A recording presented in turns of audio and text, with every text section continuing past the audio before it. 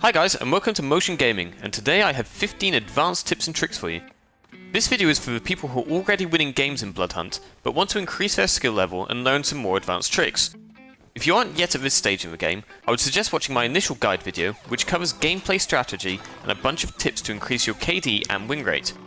Please consider subscribing if you'd like to see more in-depth Bloodhunt content, or if you want to find me live, head over to Twitch. I'll leave both links in the description. So after a few weeks of playing, I've compiled a list of advanced tips and tricks that I use, and I think will boost your win rate and have you outsmarting your enemies. Number 1. Gameplay options. Head over to General Settings under Gameplay, and deactivate the Swap Pistol option and activate Auto Sprint.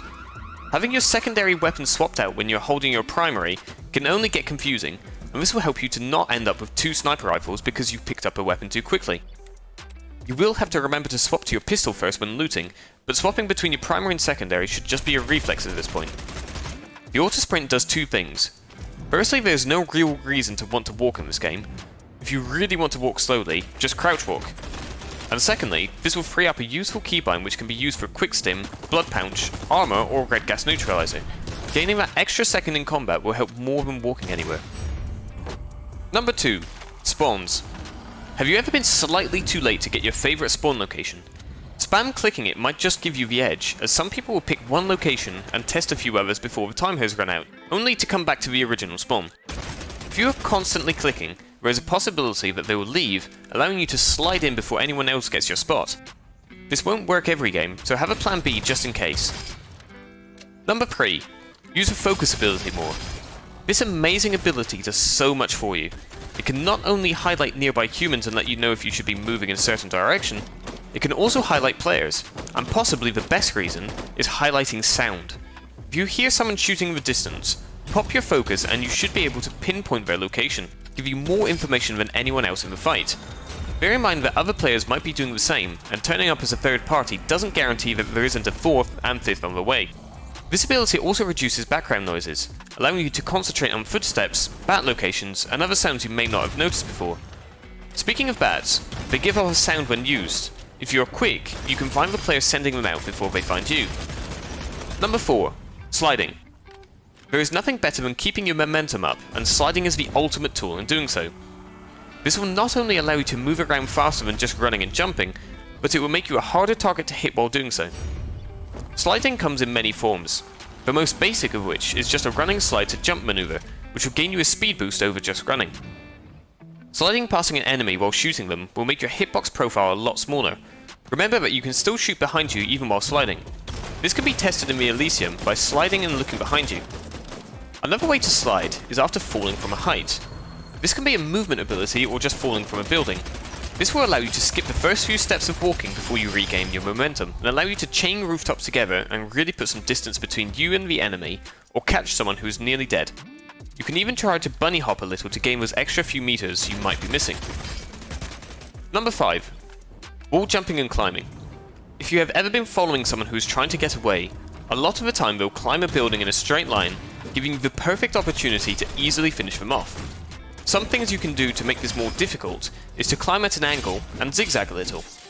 This can be done by holding the strafe key at the same time as climbing, but the change in direction isn't huge and this will only help a little.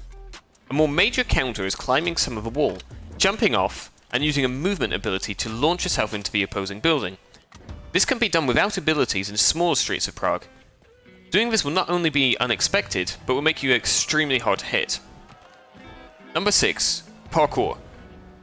Wall jumping can also be used in many ways to climb a building faster or maintain your momentum from one building to the next. Experimenting with wall jumps in the early game will help you improve your general movement and have you outsmarting your opponents in no time. Don't hesitate to use wall jumps in combat and hip fire while falling to keep your movement speed up. This will help to make you a harder target to hit and confuse enemies at the same time. Number 7. Shoulder peeking. As a third-person shooter, the camera is offset to one side, meaning you will have a lot more visibility on your right side without exposing yourself to enemies. Peeking around the right side of a chimney or building will allow you to more accurately line up your shots and see more of what is going on, all while leaving the least amount of yourself visible to the enemy. If you start to see what looks like a torch on the wall you are behind, this means that your gun is not sufficiently exposed to be able to shoot where you're aiming, and you will have to either move out to the right or back up a little, giving your weapon some more space. Number 8. Reload cancelling. I covered this in my gun guide for Bloodhunt, and it can make a huge difference mid-fight. You can cut down the reload time of most weapons in the game by half by cancelling the animation once you have received the bullets in your gun. This time will depend on which weapon you have and its variant, as reloads will get quicker with more rare variants. You can reload cancel in a number of ways. You can swap to your other weapon, which is probably the most useful technique mid-combat. You can start to climb a wall, start an execution on a downed player, or you can even use your abilities to cancel the animation. This can gain up to 2 seconds in reload time, which doesn't sound like much, but that is a long time to be stuck in an animation where you are unable to fight. Just be aware that if you pick up a weapon while reloading, or reload cancelling, you risk having the weapon disappear completely. This seems to be a bug currently, but running into the next fight with only one weapon would definitely surprise you and in most cases lead to your death. Number 9. Weapon swap. You can swap weapons midway up climbing a wall by releasing the jump button, swapping weapons and holding jump again. This can be useful if you think an enemy is closer or further away from where you are mounting, and save you that precious swap time when you get to the top. Number 10. Finish enemies in order. This is slightly less relevant in squads, as the down timer is a lot longer. But in solos it's easy to get distracted with an incoming third party and forget the player you downed previously. As I mentioned in my previous tips video, always make sure you are safe before finishing a kill, but remember that the second player you downed will have a lot longer in their timer than the previous one. Make it a priority to find the first down player before they either get up and run, or shoot you in the back now that you've taken 2 fights worth of damage. Number 11. Chests. Every named location has one. Make sure that you know where they all are, because a lot of people don't loot them early game. Finding a chest mid-game could give you that rare variant you were looking for, or doing it from spawn will deny a good weapon to an enemy later on. If you don't pick up the weapon, however, it will sit there until the gas comes, so be careful what you leave behind. As well as named locations, entity hunters will also protect a chest. I mentioned that it's not worth killing the entity to get the loot in the previous video, but did you know you can sneak up on the chest, grab the loot, and leave without them even noticing? This will work on most entity spots, but make sure they're not looking for anyone, or they will see you. I swear these guys have aimbot and wall hacks. Number 12. Stimshots. Stims are possibly the best healing item to use during combat.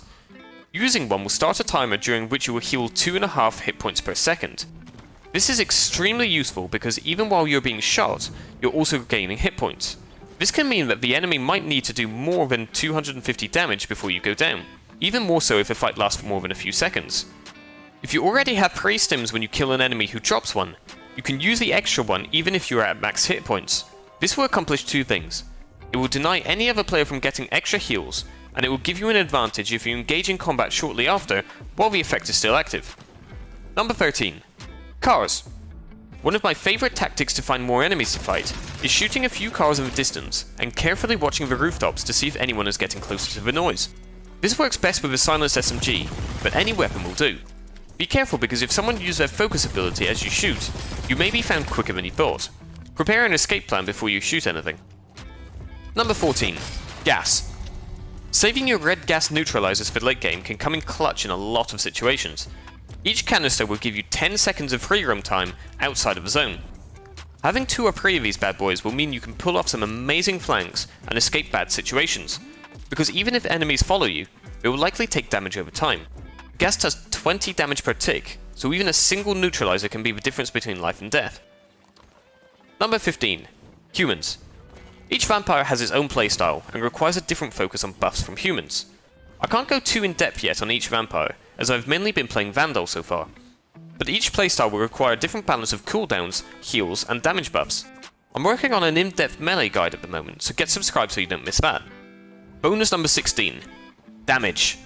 In any game of Bloodhunt, you only need to execute 4 enemies to get your full allocation of human buffs.